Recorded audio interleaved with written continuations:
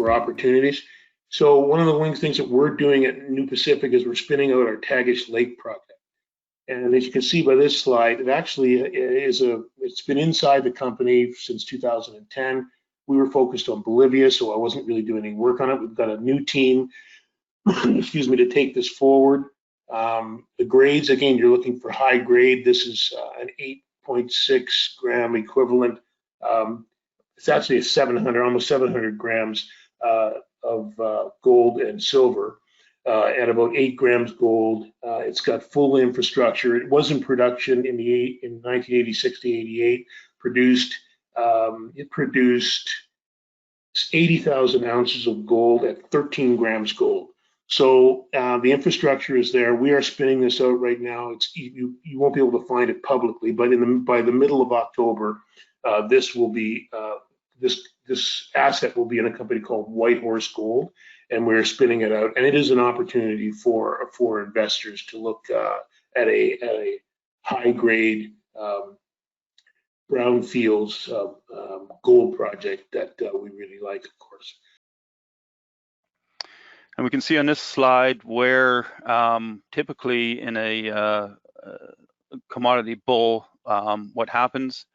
You can see that in the last bull that started in early 2000s, the precious metals seem to accelerate first, followed by base metals and energy metals, or energy commodities, reaching a peak about 10 years after the start.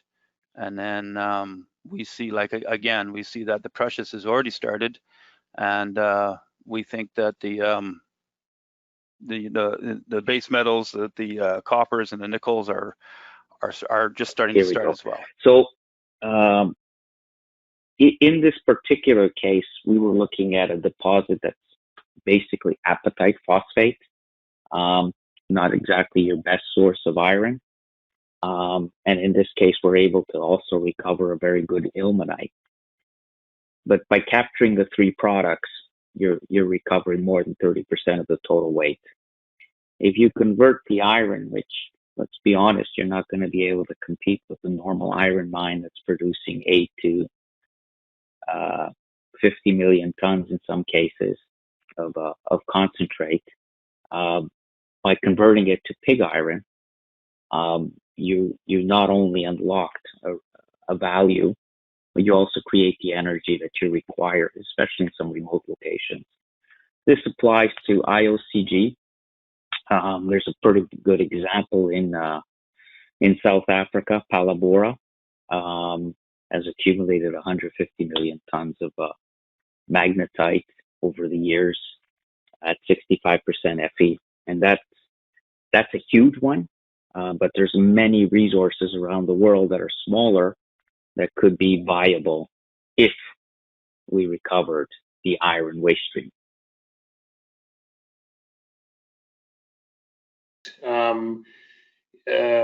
Right now, there's enough capital coming into the junior mining section. It's been waiting for a while for this influx of capital.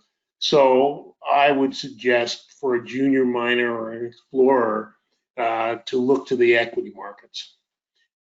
Debt's really not something that, even though money's cheap, from an interest rate perspective, leveraging a junior company is probably not the way to add shareholder value.